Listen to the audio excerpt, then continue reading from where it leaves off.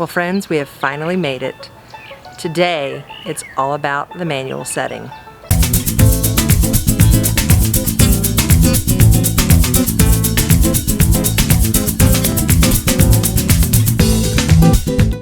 Now if this is the first video of mine that you have watched, you've got some catching up to do because I talked all about ISO, white balance, aperture, and shutter speed a while ago. So you want to go back there and then work your way up here because we are jumping in, folks. It is time. We are going to finally turn our little dial to the manual setting. Now both Nikon and Canon have an M for the manual setting, so you're going to turn your dial to M. Now as I'm going through and in my mind, all the things that I need to do when I show up for a shoot, the very first thing is you've got to clean that lens. Get that lens nice and clean. And I've told you before, Lens Pen, this is the best lens cleaning system. The fabulous people at Lens Pens are going to be giving away this set to one lucky person. I'm doing this each week. I've already had some fabulous winners and they are so excited. They've got these in hand. And then you also will get the Good Golly Photography Quick Tips and Tricks book. So it has everything that I'm covering in my videos, and the back side of the little accordion book is 10 things to do before you shoot. I also have $25 gift certificate from the fabulous people at MPix, so we're going to be giving that away as well. So this is an awesome giveaway. You get these 3 great prizes, and I'm giving them away each week throughout my photography series. So in order to be in the running for this, you need to make sure that you comment on one of my photography videos. Also subscribe, and then go to my Instagram page, Good Golly Gal, and let me know that you've subscribed so that you can get an extra entry into this giveaway. I like to start every session by telling you guys basically what's in my mind when I show up to a session. So first thing I do is I look at the lighting. How is the lighting? Am I shooting outside? Am I shooting inside? Is it dark? Is it bright? That's going to help me determine my ISO. So I'm going to set my ISO. Next thing I'm going to do is I'm going to look at the temperature of the lighting. Is it really warm? Is it cool? And that's when I'm going to set my white balance. The next thing that I'm going to do when I show up is I'm going to think about what am I taking a picture of. For me, because I do portraits, it's mainly people. So I'm going to look at how many people I'm going to be photographing and how much of the image I need to be in focus. And that's going to affect my aperture. So the next thing I do is I set my aperture. So let's say I'm photographing one person. Well then I'm going to make sure that my aperture setting is the smallest number possible, which means the biggest opening possible. I will set my aperture, and then I normally don't touch it ever again in that session. Now, if I add more people, then I'm going to adjust it. But the only time I adjust my aperture is if I have more people come into the picture, or 2, I have more that I want to be in focus. So if I'm taking a picture of somebody, but I really want, you know, the flowers around them to be in focus too, then I'm going to adjust my aperture. But for the most part, my aperture is going to stay the same. These are all things that you set before you actually start shooting. But while I'm shooting, the only thing I am adjusting, for the most part, is the shutter speed. Because that's what this little wheel right here is going to be controlling. So my aperture, I control with the back, and my shutter speed, I'm going to control with this wheel right here. As I'm looking through my camera, I can see in the very bottom there's going to be a little meter, okay? So you're going to look through, as you're looking through the viewfinder, you'll see your image framed up, and then at the very, very bottom you're going to see your meter. Now, the meters do look different depending on your camera. So for a Canon camera, when you look through, you're going to see a series of numbers. We've got little -3, 2, 1, a little center line. Then we have 1, 2, 3, and a little plus mark going on the opposite side, okay? And what your goal is with the Canon is you want to try, you'll see your little flashing little line, and it's going to move up and down your meter. Now, on a Nikon, what you're going to notice with a Nikon meter is that you're going to have a series of lines that disappear, okay? So as you move them, they're going to almost stack behind one another, and you want them to eventually stack behind that center line, which is what is saying is the correct exposure. So if you see a bunch of little lines, if you see the line going out, that means you're far from the correct exposure that your camera says the setting should be. So you just scroll, scroll, scroll, and it's gonna stack behind each other, and eventually it's gonna kind of disappear behind that center mark, and that's gonna let you know that you have the correct exposure for a Nikon. Again, I don't know all the other camera brands and what their settings are and what their meters are like, but it's as simple as looking in your manual or just Google it, and you'll be able to figure out, no problem. What you do is as you're scrolling, you'll see it moving. Now, if you look through your camera and you don't see anything, that just means you need to push halfway down on your shutter button right there, your little shutter release, and that's it'll make it pop back up. So don't panic if all of a sudden it's disappeared, because that happens all the time. Just press halfway down and it'll come back up. As you're looking and you're scrolling, you will see your shutter speed changes and you will see the line moving. Now, that center line is telling you this is what your camera thinks is the correct exposure. Now, that can change, because especially if your subject is backlit, so you have the sun behind your subject, you're going to need to make sure that you watch and check your image, because your subject is going to appear much darker than you're going to want. So you need to keep that in mind. The meter is going to tell you the overall exposure of the image, but really your focus is on your subject. So you worry about your subject in here. So that may mean you're moving your line way off that center mark, but that's okay, because you can take a test shot, and look on the back and see, is that close to what you're looking for? So now it's time to shoot. So we've set our ISO, our white balance, we know our subjects and how many people we want in focus. We'll set our aperture, and now when we look through, we're going to move our little wheel, which is going to adjust our shutter speed until we get the correct exposure. Now, there are going to be times where all of a sudden you're like, wait, something's wrong. My shutter speed is too slow, and I've got a lot of blur, and my aperture is as wide open as it can be. What do I do now?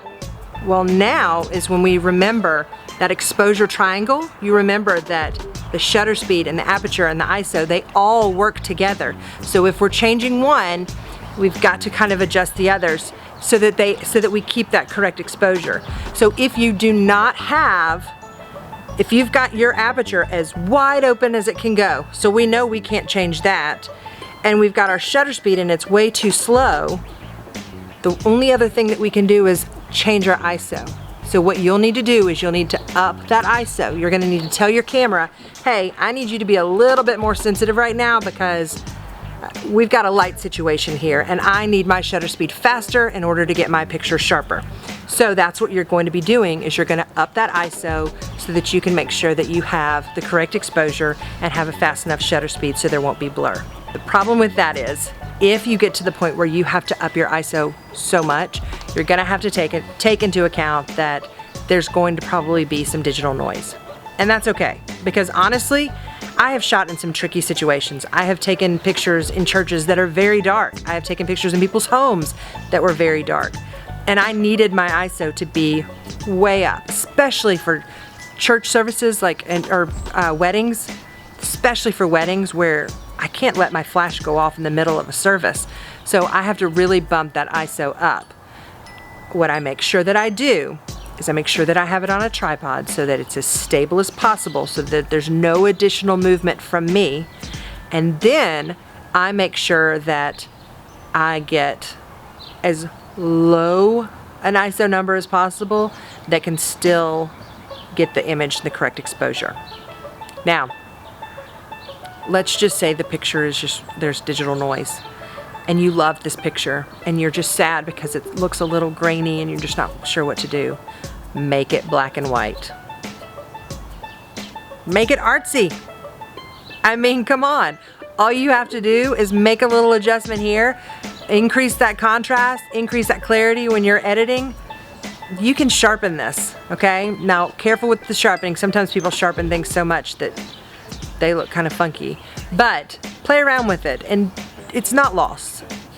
Just say that you're going for an artistic look with that one. So it'll be fine. I'm gonna give you some extra tips, some extra composition tips and tricks to take with you as you're shooting. Sorry, there's a mosquito. One thing, rule of thirds. Okay, so the rule of thirds is basically, think of it this way. Think of your image, it as a grid. I'll put the grid over right here.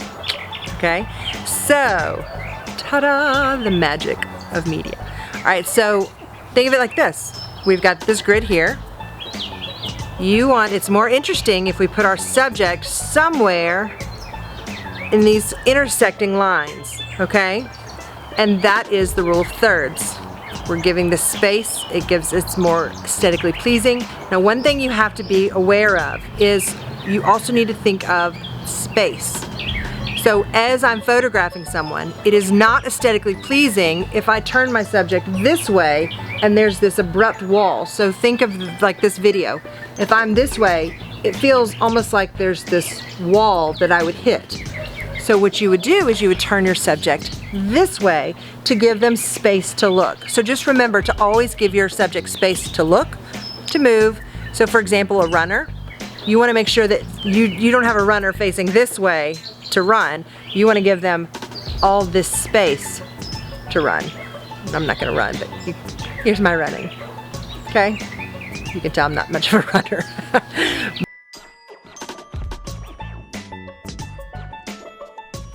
Now, another thing you need to be aware of when you are photographing, especially people, okay?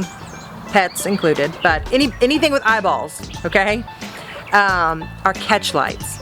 So catch lights are, and right now I'm not doing a good job of giving myself catch lights. Oh, there we go.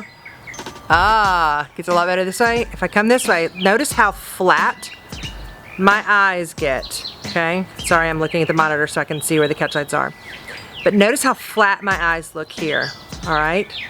But if I raise my eyes up, you'll see that I get these little catch lights, and that's from the sky above.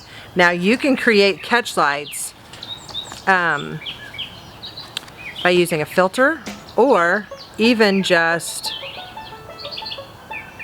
I just pulled a notebook out, white pages. You can even do something as simple as this, just holding up a piece of white paper, a reflector, just to give these catch lights, all right? And what it's gonna do is it's going to help your subject have a little bit more light, and it's gonna make their eyes look more three-dimensional. It's gonna be something for you to be able to focus on. It just is going to brighten them up and look a whole lot better. Now, another tip, okay, so right now where I'm shooting, the sun is setting that way, so it's kind of behind my house. The lighting is fine, it's a little dark, but if I do something as simple as putting a piece of, this is right now, you see that in my face? Isn't that crazy? That's just a notebook. So that notebook is just lightening me up just enough. And I know, again, I apologize, I'm looking in the monitor so I can see, but so if I bring this down, you see that light goes away, and here it comes again, okay? So this is, and I'm still out of frame with this white notebook, but this is adding enough light just to kind of bounce off my face. And so you can use, because a lot of people don't want to invest in a lot of equipment right now, they don't want to invest in, you know, they're trying to do things as cheap as possible. Well, a reflector, you can get a 5-in-1 reflector, which is awesome, and they're not that expensive. And you can find those. I'll link one down below. They're great. I mean, you can use those. They have silver, gold, white, and so you can really, the gold will warm up your subject's skin tone, the silver will kind of cool things down, and then the white will just brighten them up. Guys, that is gonna do it for this week. By the way, how cute is my new cup? I've learned that if you buy yourself a cute cup, it helps you drink more water, so that's what I'm doing now. No bad days. I hope that you have learned a lot. Next week, or next Sunday, So this next lesson is going to be shooting in manual mode, and it's a little bit of a treat. I'm going to be going over how to take pictures at the beach. It's gonna be real hard for me, you know. The struggle's real. Having to go all the way to the beach to show you guys how to do beach portraits. But you know, somebody's gotta do it. So I'm gonna sacrifice myself for y'all. Anyway, the following Wednesday is going to be our last lesson. I cannot believe it. Our last lesson. And so for that last lesson, I want it to be viewer's choice. So as you're shooting, think about questions that you have, things that are difficult for you. Think about things that I haven't covered that you really wish that I had covered. Well, if you will just leave a comment below and let me know what you're interested in, you can message me on Instagram, you can leave a comment on Instagram, and let me know what you would like me to cover in next Wednesday's video. So, and I also have some real fun, it's gonna be much more lighting and composition tips and tricks, and some fun things to kind of play with to add an artistic flair to your images. So, thank you guys for joining me. I hope you have enjoyed this series. If you have not watched the rest of my videos, I'm gonna link those down below.